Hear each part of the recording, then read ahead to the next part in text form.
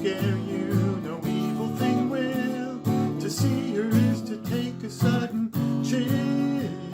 Cruella, Cruella, the curl of her lips, the ice. Good morning. Moving on to our next chapter called The Little Blue Cart. I believe we're in chapter 13 at this point. Just a little heads up, I'm on the back porch again, facing in the other direction, next to my trusty bicycle on my left-hand side, and on my right-hand side back here, there's a bicycle bag that is sitting on the fence that I had to take off of one of my bicycles because a bird built a nest in there, and she's feeding baby birds that are inside of it. So from time to time you might see a tiny little bird go into that bag behind me. That's all that's happening. But don't get distracted from our story. It's about to get exciting. Okay. The Little Blue Cart. The Little Blue Cart. Pongo was dreaming he was back in Regent's Park, running after a stick thrown by Mr. Dearly, when a light tap on his shoulder woke him. It was Lieutenant Willow. "The Colonel's compliments, and would you and your lady please come to him?" Mrs. was sleeping peacefully. Pongo woke her gently, wondering what dreams she would be leaving, and if the dark barn would look as strange to her as it had to him a moment earlier. She sprang up at once, dazed and confused. "All well," said the cat soothingly. "Food and shelter are arranged for 2 days ahead. Reception for the midnight barking was excellent. Please follow me now." She made no mention of the Baden brothers with their lanterns searching the heath. It was still quite dark, and they left the barn and crossed the farmyard. The cat led them to the back door of a large white farmhouse. "Help me push the door," she said. "The Colonel has unbolted it." The door opened easily. They went through the kitchen and along the passage, and at the end was an open door and a glimmer of light. The cat led them through the doorway, and they found themselves in a nursery lit by a nightlight. At the far end, the sheepdog stood beside a little painted bed in which was a very wide-awake 2-year-old boy. "This is my pet Tommy," said the Colonel. "He very much wants to meet you." Pongo and Mrs. went to the little boy. He patted them both. Then he made some odd chuckling noises. They did not sound like human, nor did they sound like dog, but the sheepdog seemed to understand them, and Tommy seemed to understand what the sheepdog answered. Pongo decided this was quite a new language, half dog, half human. "Tommy wishes to lend you something," said the Colonel. "He knows how much you need it, and he's much anxious to help you. So here it is." Pongo and Mrs. saw a little wooden cart, painted blue. It was made like a real farm cart, with 4 high wheels and a wooden railing all around it to keep the hay in. It was full of hay now. At the front was a long piece of wood with a wide crossbar at the end of it, so Tommy could drag the cart about. "You can choose 2 pups, exactly the right size," said the Colonel, "and they can use a long piece of wood as a shaft in between them, and take the crossbar in their mouths, and they can pull the cart forward, and, if indeed, pups at the back can push with their noses. Or if needed, they can push with their noses. Your smallest daughter can travel comfortably in the hay, and any puppy who is tired can sit beside her and take a rest." Pongo and Mrs. examined the pretty cart delightedly. They were too big to get between it and the crossbar themselves, but they felt sure plenty of the bigger pups would fit. "But does he really want us to take it?" asked Mrs. The sheepdog then spoke to Tommy, who nodded his head again and again while talking his extraordinary language. "His name and address are painted on the side," said the sheepdog, "and he would be glad if it could be returned one day. But if that isn't possible, he will quite understand." "If we ever get home, I feel sure Mr. Dearly will return it," said Pongo. "Please tell Tommy how grateful we are." The sheepdog translated this to Tommy, who smiled more than ever and made more chuckling noises.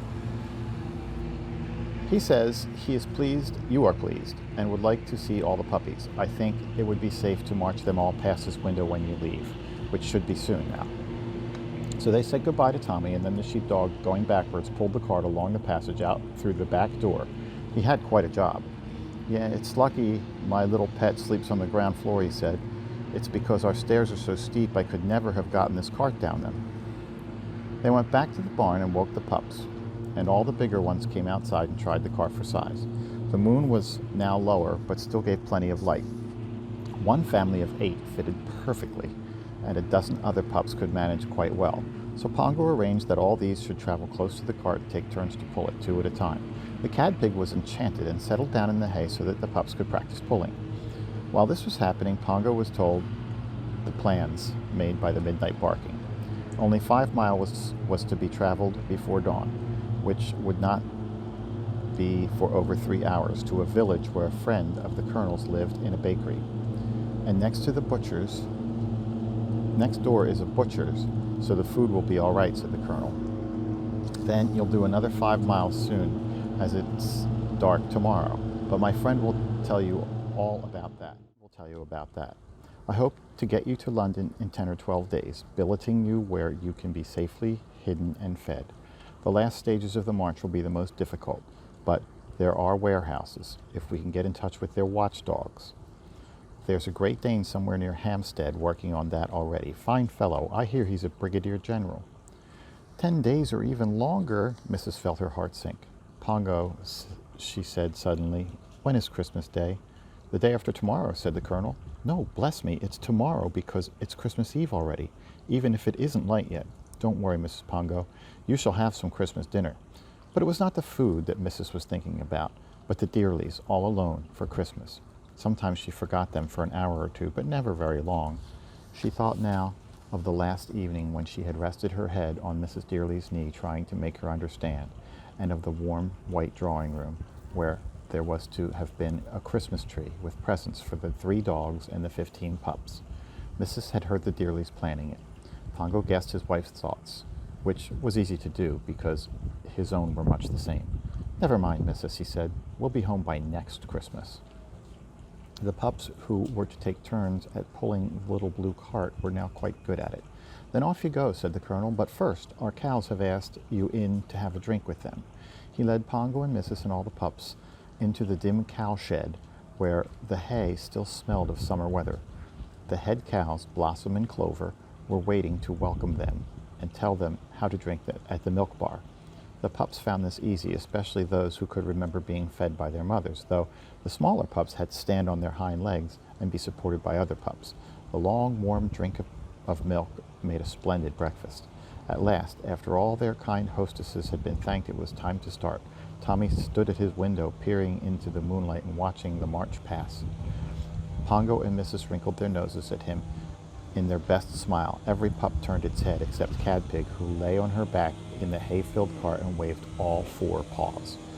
Pongo said to Mrs., how different Tommy is from the bad little boy who threw a stone at us. Mrs. said the bad little boy was only bad because he had never known dogs. And she was probably right. The colonel took them to the crossroads and started them on their way. I wish I could come with you, but I have a job to do, he said. Then he and the cat, who was riding on his back, said goodbye hastily and went off so fast that Pongo had to bark his thanks after them. The colonel barked back that Sergeant Major Lucky could now be a lieutenant, then galloped away. Pongo stared in astonishment, wondering what job had to be done in such a hurry. It was a long time before he learned the truth. The colonel had just been informed by Lieutenant Willow that the Batten brothers, having failed to find the puppies on the heath, were now on the outskirts of the village, less than half a mile behind the Dalmatians. He could think of only one thing to do, and he set out to do it with great pleasure. He galloped until he saw the Battens' lanterns ahead of him. Then he told the cat to get off his back. The minute she was off, he hurled himself at the Battens and bit both brothers on the legs. Seldom can 4 legs be bitten so fast by one dog. The Battens howled with rage, fear, and pain, and dropped their lanterns and limped back to Hell Hall as quickly as possible. It is difficult to limp when you are lame in both legs. They never knew what bit them. They only knew it bit hard. Good work, Colonel, said Lieutenant Willow. I'm promoting you to captain, said the sheepdog. Then he gave a modest little cough and said, oh, by the way, I've just made myself a brigadier general. Cute. All righty. Till tomorrow. She's like a spider waiting for the kill. Cruella.